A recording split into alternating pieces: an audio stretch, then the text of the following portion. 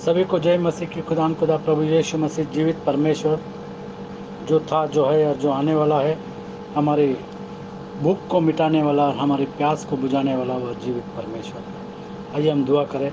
खुदाम खुदा प्रभु यीशु मसीह, फिर एक बार हम तेरी उपस्थिति में आते हैं। तू हमारे शारीरिक भूख और शारीरिक प्यास को मिटाने वाला हमारा जीवित परमेश्वर है।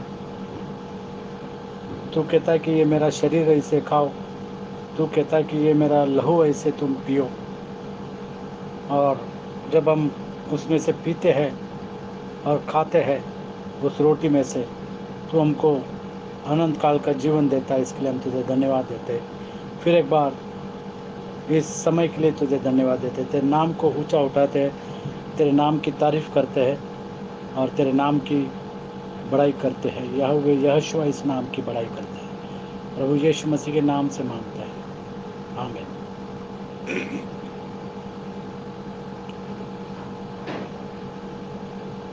खुदा हमारे भूख और प्यास को मिटाने वाला जीवित परमेश्वर है।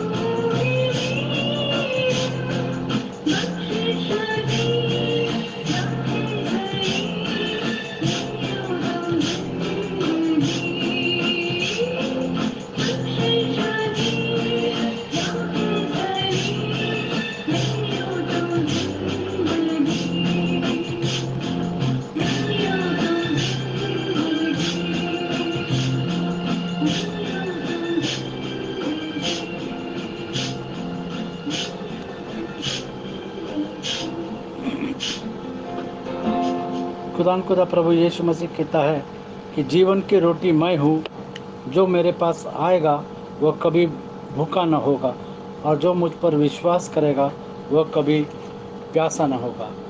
जो मेरे पास आएगा वह कभी भूखा न रहेगा, और जो मुझ पर विश्वास रखेगा वह कभी प्यासा न रहेगा। हम जानते कि सामरी स्त्री के बारे में, और जब वो सामरी स्त्री प्रभु यीशु मसीह से मिली, यूहन्ना 4 में 7 से 15 तक, यूहन्ना 4 7 से 15 तक। इतने में एक सामरी स्त्री जल भरने आई। यीशु ने उससे कहा, और यहाँ पर हम देखते हैं कि सामरी स्त्री जल भरने के लिए आई, और प्रभु यीशु मसीह ने कहा कि मुझे पानी पिला, क्योंकि उसके चेले तो नगर में भोजन मोल लेने को गए थे।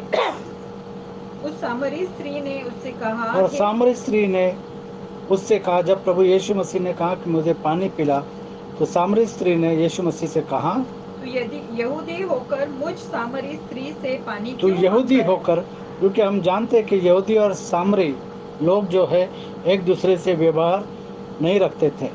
और वो कहती है कि सामरी स्त्री उससे कहती है कि तू यहूदी होकर सामरी स्त्री से पानी क्यों मांगता है, क्योंकि यहूदी सामरियों के साथ किसी प्रकार का व्यवहार नहीं रखते थे।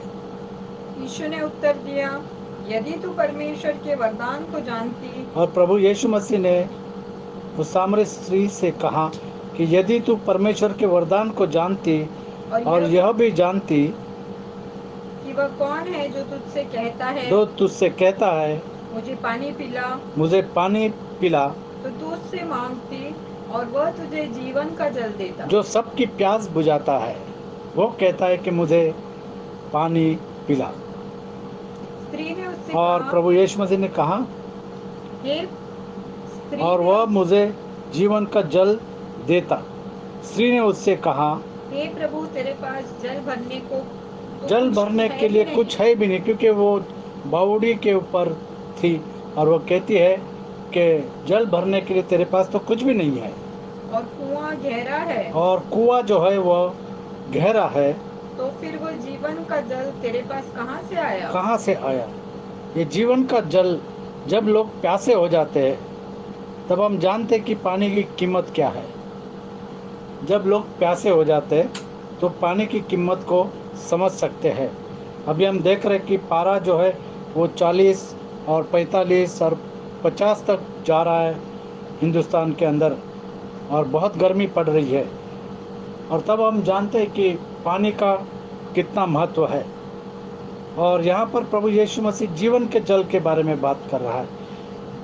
जो पानी है, जो कुएं का पानी है, उसका बात नहीं कर रहा है। जीवन का जल तेरे पास कहाँ से आया? वह सामरी स्त्री ने कहा, क्या तू हमारे पिता याकूब से बड़ा है, जिसने हमें यह कुआं दिया, और आप ही अपने संतान और अपने ढोरों समेत उसमें से पिया? तेरा यीशु ने उसको उत्तर दिया, जो कोई यह जल पिएगा वह फिर प्यासा होगा। प्रभु यीशु मसीह ने उससे कहा कि जो कोई इस कुएं में से जल पिएगा वह फिर प्यासा होगा, परंतु जो कोई उस जल में से पिएगा जो मैं उसे देता हूँ वह फिर अनंत काल तक प्यासा न होगा, वरन जो जल मैं उसे दूंगा वह उसमें एक सोता बन जाएगा, जो अनंत जीवन के लिए उमड़ता रहेगा। और जो प्रभु यीशु मसीह अनंत जीवन का पानी देगा, जो उसको पिएगा उसके अंदर से अनंत जीवन के लिए सोता उमड़ता रहेगा, और वो दूसरे की प्यास बुझाएगा। जैसे दाऊद कहता है कि मेरा कटोरा उमड़ रहा है। स्त्री ने उससे कहा, हे प्रभु, वह जल मुझे दे, ताकि मैं प्यासी न हूँ और न जल भरने को इतनी दूर आओ। बस उसे उस कुएं के पानी की ही जानकारी थी, और इसीलिए वो कुएं के पानी के बारे में ही सोच रही है। हम पढ़ेंगे यशायाह की किताब 29वां अध्याय और 5 से लेकर के 8 तक। यशायाह 29 5 से। हम कुछ दिन पहले हमारे यहाँ पर नई बम्बई में हम जा रहे थे और लाखों लोग एक जगह में जमा थे और बहुत गर्दी थी, और वहाँ पर इस गर्मी के अंदर लोग प्यासे रह गए और काफ़ी लोग मर भी गए हैं, हमने सुना है। और वो पानी को ढूंढ रहे थे, क्योंकि उसी जगह में हम लोग भी, हमारी गाड़ी जो है वो उसी ट्रैफिक के अंदर फंस गई थी और बहुत धीमी चल रही थी ट्रैफिक के अंदर, और लोग प्यासे तड़प रहे थे और लोगों से पूछ रहे थे कि हम कहाँ पर पानी का बोतल पा सकते हैं या कहाँ पर हम पानी पी सकते हैं, यहाँ पर नज़दीक कोई दुकान है क्या। और इस तरीके से लोग जो है बहुत परेशानी में थे। यहाँ पर परमेश्वर का वचन क्या कहता है, जो इस जल में से नहीं पिएगा, जो यीशु मसीह देता है, उनकी क्या हालत होगी। यहाँ पर लिखा हुआ है 5 से 8, यशायाह 29 5 से 8। सेनाओं का यहोवा अचानक बादल 29 में, यशायाह 29 में 29 5 से 8। तब तेरे परदेसी बैरियों की भीड़ सूक्ष्म धूल के समान और उन भयानक लोगों की भीड़ भूसे के समान उड़ाई जाएगी। और यहाँ पर लिखा है, तब तेरे परदेसी बरियों की भीड़ सूक्ष्म धूलि की नाई और उन भयानक लोगों की भीड़ भूसे की नाई उड़ाई जाएगी। सेनाओं का यहोवा अचानक बादल गरजाता, भूमि को कंपाता और महाध्वनि वो करता, बादल को गरजाता, भूमि को कंपाता और महाध्वनि करता, बवंडर और आंधी चलाता और नष्ट करने वाली अग्नि भड़काता और नाश करने वाली अग्नि भड़काता हुआ उसके पास आएगा। और जातियों की सारी भीड़ जो अरियल से युद्ध करेगी, जो अरियल मतलब यरूशलेम, अरियल मतलब यरूशलेम, जो यरूशलेम से युद्ध करेगी, और जितने लोग उसके और उसके गढ़ के विरुद्ध लड़ेंगे और उसको संकट में डालेंगे, वे सब रात के देखे हुए स्वप्न के समान ठहरेंगे। कैसे ठहरेंगे? रात को जब कोई सोता है, सपना देखता है, लेकिन जब वो सुबह में जागता है तो वो रियलिटी में होता है। वो देखता है कि मैं जहाँ पर हूँ वहीं पर हूँ, अपने बिस्तर में ही हूँ। और जैसा कोई भूखा स्वप्न में तो दिखता है कि वो खा रहा है, परंतु जाग कर देखता है कि उसका पेट भूखा ही है। अगर वो भूखा सोया है तो उसका पेट भूखा ही है, उस सपने से उसका पेट नहीं भरेगा। या कोई प्यासा स्वप्न में देखे, वह कोई प्यासा स्वप्न में देखे कि वह पी रहा है, परंतु जाग कर देखता है कि उसका गला सूखा जाता है और वह प्यासा मर रहा है। हमने अपनी आंखों से देखा है कि कैसे लोग प्यासे मर रहे थे। वैसे ही उन सब जातियों की भीड़ की दशा होगी जो सिय्योन पर्वत से युद्ध करेगी। उनकी दशा ऐसी होगी, परमेश्वर कहता है। हम पढ़ेंगे, अरियल का मतलब है यरूशलेम। हम पढ़ेंगे 29 में, यशायाह 29 1 से लेकर के 8 तक। हाय अरियल, अरियल, हाय उस नगर पर जिसमें दाऊद छावनी किए हुए रहा। वर्ष पर वर्ष जोड़ते जाओ, उत्सव के पर्व अपने अपने समय पर मनाते जाओ। तो भी मैं तो अरियल को संकट में डालूंगा, वहाँ रोना पीटना रहेगा। जो प्रभु यीशु मसीह को नहीं मानेंगे और परमेश्वर की दुहाई नहीं देंगे, उनका यही हाल होगा।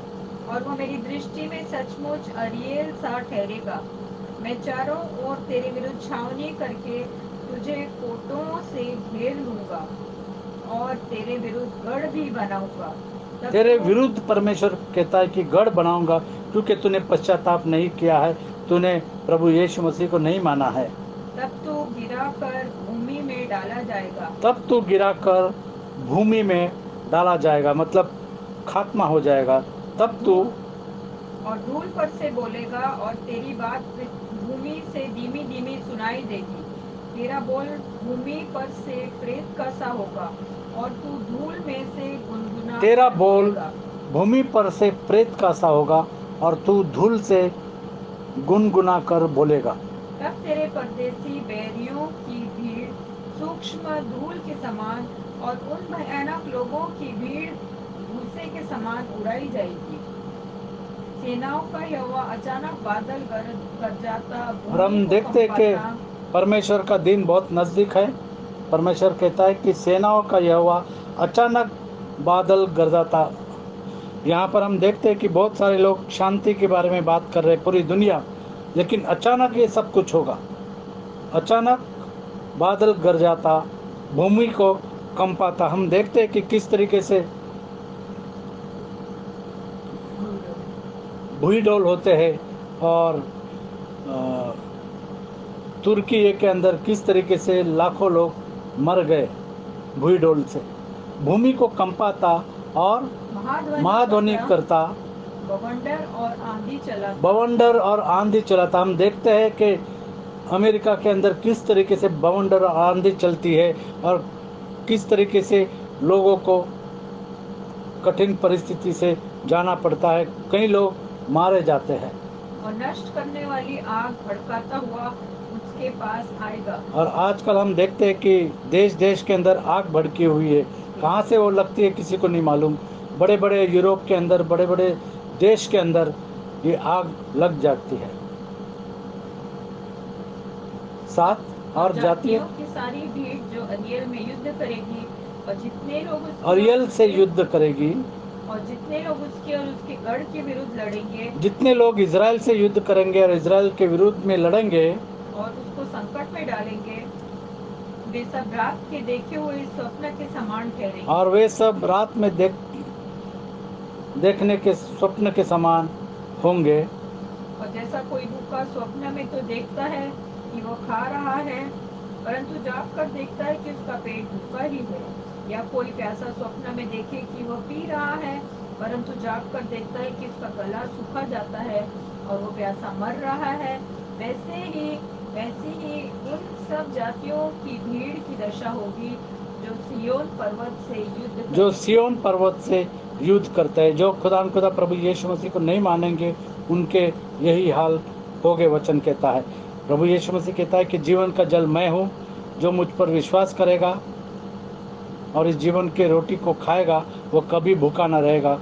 और जो मेरे पास आएगा, मुझ पर विश्वास रखेगा, वह कभी प्यासा न होगा। क्योंकि प्रभु यीशु मसीह कहता है कि जीवन का जल मैं हूँ और प्रभु यीशु मसीह कहता है कि जीवन की रोटी मैं हूँ। 9 ठहर जाओ और चकित हो, वो विलास करो और अंधे हो जाओ। वे मतवाले तो हैं परंतु दाख मधु से नहीं, वे डगमगाते तो हैं परंतु मदिरा पीने से नहीं। यहोवा ने तुमको भारी नींद में डाला है और उसने तुम्हारी नबी रूपों आंखों को बंद कर दिया है। वो समझते नहीं, वो आँख तो है लेकिन दिखता नहीं है, कान तो है लेकिन सुनते नहीं है।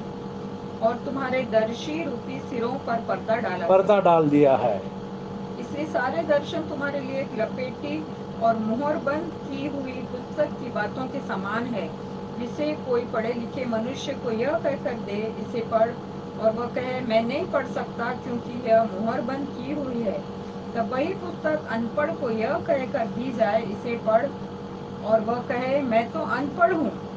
प्रभु ने कहा, ये लोग तो जो मुंह से मेरा आदर करते हुए समीप आते, ये जो बातें हैं ये काफ़ी मसीह लोगों के लिए है। और प्रभु ने कहा, ये लोग जो मुंह से मेरा आदर करते हुए समीप आते परंतु अपना मन मुझसे दूर रखते हैं, और जो केवल मनुष्यों की आज्ञा सुनकर मेरा भय मानते हैं। मनुष्य की आज्ञा सुनकर मेरा भय मानते हैं। वो परमेश्वर से डरते नहीं है, क्योंकि परमेश्वर का भय बुद्धि का आरंभ है। इस कारण सुन, मैं इनके साथ अद्भुत काम वरन अति अद्भुत और अचंभे का काम करूंगा। तब उनकी बुद्धिमानों की बुद्धि नष्ट होगी और उनके प्रवीणों की प्रवीणता जाती रहेगी। और काफ़ी लोग हम जानते हैं कि वो बड़े बड़े डिग्री करते हैं थियोलॉजी में, लेकिन परमेश्वर कहता है कि इनकी बुद्धिमानों की बुद्धि नष्ट होगी और इनके प्रवीणों की प्रवीणता जाती रहेगी। हमको सिर्फ वचन के ऊपर विश्वास रखने की ज़रूरत है, और वह वचन कहता है कि परमेश्वर एक ही है, और वह वचन कहता है कि प्रभु यीशु मसीह के नाम का बपतिस्मा सही बपतिस्मा है। हाय उन पर जो अपनी युक्ति को यहोवा से छिपाने का बड़ा यत्न करते और अपने काम अंधेर में करके कहते हैं, हमको कौन देखता है। जैसे बिल्ली अंधेरे में दूध पीती है और अपनी आंखों को बंद करके दूध पीती है और उसको लगता है कि कोई नहीं देखता, लेकिन परमेश्वर कहता है अंधेरे में फिर एक बार, हाय उन पर जो अपनी युक्ति को यहोवा से छिपाने का बड़ा यत्न करते और अपने काम अंधेरे में करके कहते हैं हमको कौन देखता है। जो बिल्ली आँख बंद कर दूध पीती है उनके समान वो सोचते हैं कि हमको कौन देखता है, हमको कौन जानता है। 16 तुम्हारी कैसी उल्टी समझ है। तुम्हारी कैसी उल्टी समझ है, परमेश्वर कहता है। क्या कुम्हार मिट्टी के तुल्य गिना जाएगा। क्या बनाई हुई वस्तु अपने कर्ता के विषय कहे, उसने मुझे नहीं बनाया। या रची हुई वस्तु अपने रचने वाले के विषय कहे, वह कुछ समझ नहीं रखता। क्योंकि खुदा ने सारी सृष्टि को बनाया और हमको भी बनाया है, और वह कुम्हार है, हम मिट्टी है, और जिस तरीके से खुदा चाहता है उसी तरीके से वो हमको बनाता है। क्या अब थोड़े ही दिनों के बोलने पर लबानोन फिर फलदाई बारी न बन जाएगा और फलदाई बारी जंगल न गिनी जाएगी। उस समय बहरे पुस्तक की बातें सुनने लगेंगे। उस समय बहिरे पुस्तक की बातें सुनने लगेंगे, जो सच्चाई की बातें हैं वो सुनने लगेंगे। और अंधे जिन्हें अभी कुछ नहीं सूझता, और जो अंधे हैं जिन्हें अब कुछ नहीं सूझता, वे देखने लगेंगे। तो जरूरत है कि अंधे देखे और बहिरे सुने। नम्र लोग परमेश्वर का वचन क्या कहता है। नम्र लोग यहोवा के कारण फिर आनंदित होंगे। नम्र लोग यहोवा के कारण फिर आनंदित होंगे। आज नम्र होने की जरूरत है, आज पश्चाताप करने की जरूरत है, वचन को मानने की जरूरत है। जो वचन कहता है कि परमेश्वर एक ही है, और जो वचन कहता है कि प्रभु यीशु मसीह का बपतिस्मा सही बपतिस्मा है, क्योंकि जो प्रभु यीशु मसीह का बपतिस्मा लेता है वो प्रभु यीशु मसीह को पहन लेता है, वचन कहता है। और दरिद्र मनुष्य इज़राइल के पवित्र के कारण मगन होंगे। क्योंकि परमेश्वर कहता है कि मैं पवित्र हो और तुम भी पवित्र बनो, मैं पवित्र हूँ और तुम भी पवित्र बनो। क्योंकि उपद्रवी फिर न रहेंगे और ठट्टा करने वालों का अंत होगा। जो कहेंगे कि हम तो देख रहे हैं कि बहुत सालों से जैसा था वैसे ही चल रहा है, कुछ बदल नहीं रहा है, ठट्टा करने वालों का अंत होगा। और जो अनर्थ करने के लिए जागते रहते हैं, जो अनर्थ करने के लिए, जो अन्याय करने के लिए जागते रहते हैं, जो मनुष्य को बातों में फंसाते हैं, और जो सभा में न्याय करने वालों के लिए फंदा लगाते हैं, और धर्म को व्यर्थ बात के द्वारा बिगाड़ देते हैं, वे सब मिट जाएंगे। परमेश्वर का वचन कहता है कि वे सब मिट जाएंगे, क्योंकि उनके बुराई की वजह से वे सब मिट जाएंगे। इस कारण इब्राहिम का छुड़ाने वाला यहोवा याकूब के घराने के विषय यूं कहता है। याकूब के घराने के विषय में क्या कहता है। याकूब को फिर लज्जित होना न पड़ेगा। याकूब को, इज़राइल को फिर से लज्जित होना न पड़ेगा। उसका मुख फिर नीचा न होगा। क्योंकि जब उसके संतान मेरा काम देखेंगे, मेरा काम देखेंगे, जो मैं उनके बीच में करूंगा, जो चिन्ह देखेंगे, जो चमत्कार देखेंगे, तब वे मेरे नाम को पवित्र ठहराएंगे। तब वे मेरे नाम को पवित्र ठहराएंगे। वे याकूब के पवित्र को पवित्र मानेंगे वे याकूब के पवित्र को पवित्र मानेंगे और इज़राइल के परमेश्वर का अति भय और मानेंगे। इज़राइल के परमेश्वर का अति भय मानेंगे। जिस तरीके से प्रभु यीशु मसीह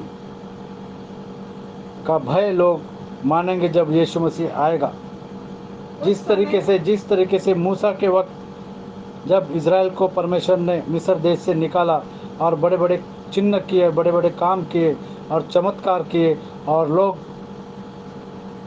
उस बात से डरने लगे और लोग इज़राइल से डरने लगे और लोग भयभीत होने लगे, क्योंकि खुदा बड़े बड़े चिन्ह और भयानक काम करता है। और वो लोगों ने देखा।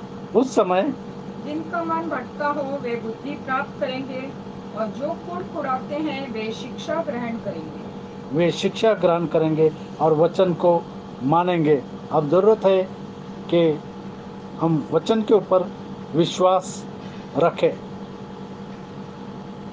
जैसे मत्ती 24:6-9 हम देखते हैं कि अंतकाल का समय कैसे आएगा, क्या होगा। 24 में 6-9 तुम लड़ाइयों और लड़ाइयों की चर्चा सुनोगे तो घबरा न जाना, क्योंकि इनका होना अवश्य है, परंतु उस समय अंत न होगा।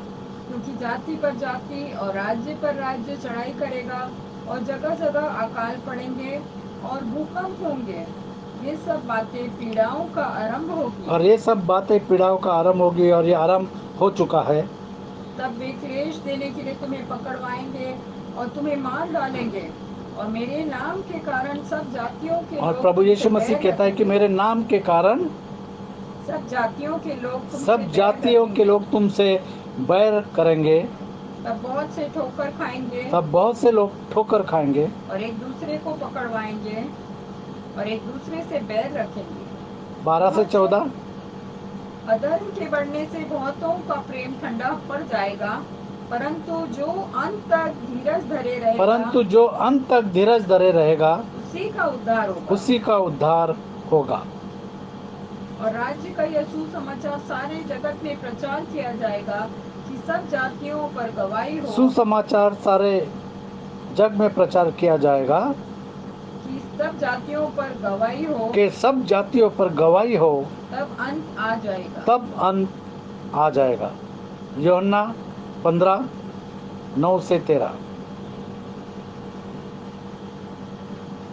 यूहन्ना 15:9-13। खुदा प्रभु यीशु मसीह कहता है, जैसा पिता ने मुझसे प्रेम रखा वैसा ही मैंने तुमसे प्रेम रखा। मेरे प्रेम में बने रहो। मेरे प्रेम में बने रहो। यदि तुम मेरी आज्ञाओं को मानोगे और यदि तुम मेरी आज्ञाओं को मानोगे तो मेरे प्रेम में बने रहोगे। तो मेरे प्रेम में बने रहोगे। जैसा कि मैंने अपने पिता की आज्ञाओं को माना है और उसके प्रेम में बना रहता हूँ। मैंने ये बातें तुमसे इसलिए कही हैं कि मेरा आनंद तुम में बना रहे और तुम्हारा आनंद पूरा हो जाए। मेरी आज्ञा यह है कि जैसा मैंने तुमसे प्रेम रखा वैसा ही तुम भी एक दूसरे से प्रेम रखो। इससे बड़ा प्रेम किसी का नहीं कि कोई अपने मित्रों के लिए अपना प्राण दे। जो आज्ञा मैं तुम्हें देता हूँ, यदि उसे मानो तो तुम मेरे मित्र हो। अब से मैं तुम्हें दास न कहूँगा, क्योंकि दास नहीं जानता कि उसका स्वामी क्या करता है, परंतु मैंने तुम्हें मित्र कहा है, क्योंकि मैंने जो बातें अपने पिता से सुनी वे सब तुम्हें बता दी। तुमने मुझे नहीं चुना, परंतु तुमने मुझे नहीं चुना बल्कि मैंने तुमको चुना। जो उसके चुने हुए लोग हैं वो इस वचन पर विश्वास रखेंगे कि परमेश्वर एक ही है, और जो चुने हुए लोग हैं वही प्रभु यीशु मसीह के नाम से बपतिस्मा लेंगे। तुमने मुझे नहीं चुना, परंतु मैंने तुम्हें चुना है और तुम्हें नियुक्त किया है कि तुम और जाकर तुम्हें फल लाओ, नियुक्त भी किया है कि तुम जाकर फल लाओ और सुसमाचार को सुनाओ, ताकि तुम्हारा फल बना रहे, तुम्हारा फल बना रहे, कि तुम मेरे नाम से जो कुछ पिता से मांगो कि तुम मेरे नाम से जो कुछ पिता से मांगो वह तुम्हें दे। वह तुम्हें देगा। खुदा कहता है कि मांगोगे तो मिलेगा, ढूंढोगे तो पाओगे, और खटखटाओगे तो खोला जाएगा।